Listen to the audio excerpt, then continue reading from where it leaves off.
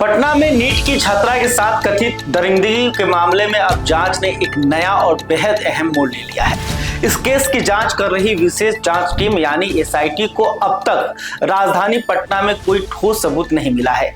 शुरुआती जांच और अब तक सामने आए तथ्यों के आधार पर एसआईटी ने अब अपनी जांच का केंद्र पटना से हटाकर जहानाबाद को बना लिया है।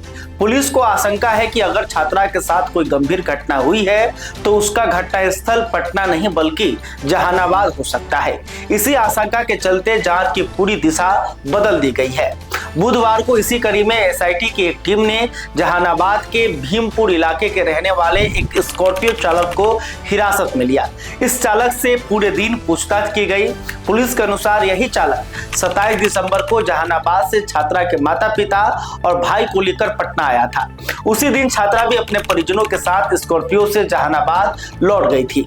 यह बात पुलिस को इसलिए अहम लग रही है क्योंकि छात्रा आमतौर पर ट्रेन से ही जहानाबाद आया जाया करती थी, लेकिन उस दिन अचानक ऐसा क्या हुआ कि उसने ट्रेन छोड़कर कार से घर लौटने का फैसला किया। पुलिस अब यही जानने की कोशिश कर रही है कि उस दिन ऐसी कौन सी परिस्थिति बनी जिसने छात्रा के यात्रा के तरीकों को बदल दिया। जांच के लिहाज से इसे बेहद महत्वपूर्ण कड़ी माना जा रहा है। इस पूरे मामले की जांच के लिए एसआईटी में 6 वरिष्ठ अधिकारियों के साथ कुल 38 पुलिसकर्मियों को लगाया गया है।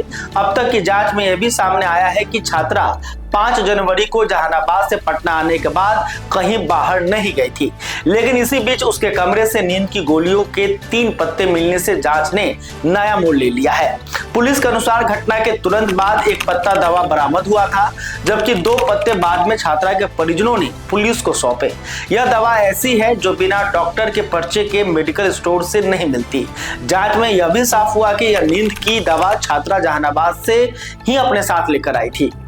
अब पुलिस इस बात की गहराई से जांच कर रही है कि जहानाबाद में किस मेडिकल स्टोर से यह दवा खरीदी गई थी और दवा का बैच नंबर क्या है। इसी सिलसिले में वहां के कई मेडिकल दुकानदारों से पूछताछ की जा रही है। जांच अधिकारियों का मानना है कि नींद की गोली से जुड़ा यह पहलू पूरे मामले की अहम कड़ी साबित हो सकता है। चौंकाने वाली बात यह है कि जहानाबाद से खरीदी गई नींद की दवा का बैच नंबर पटना के गोविंद मित्रा रोड इलाके से मिले बैच नंबर से मेल खा रहा है। इस समानता ने पुलिस की चिंता और बढ़ा दी है। इधर बुधवार को एम्स पटना में विशेषज्ञ डॉक्टरों ने छात्रा से जुड़ी मेडिकल रिपोर्ट का अध्ययन किया। सूत्रों के मुताबिक रिपोर्ट को अंतिम रूप देने में अभी 1 से 2 दिन का समय लग सकता है। वहीं एफएसएल की रिपोर्ट का भी इंतजार किया जा रहा है। इन्हीं रिपोर्टों से यह स्पष्ट हो पाएगा कि छात्रा के साथ किसी तरह की जबरदस्ती या कोई आपराधिक कृत्य हुआ था या नहीं। नींद की गोली से जुड़े मामले में पूछताछ अब और तेज कर दी गई है। पटना सचिवालय की महिला डीएसपी के नेतृत्व में एक टीम बुधवार को पतियावा पहुंची, जहां छात्रा के परिजनों से कई अहम बिंदुओं पर बातचीत की गई। वहीं दूसरी टीम ने नींद की दवा बेचने वाले एक मेडिकल दुकानदार से भी पूछताछ की। इस टीम में परसा बाजार और जक्कनपुर थानाध्यक्ष भी शामिल थे। पुलिस यह जानने की कोशिश कर रही है कि नींद की दवा किसके कहने पर खरीदी गई, किस परिस्थिति में खरीदी गई और आखिर छात्रा को यह दवा क्यों दी गई।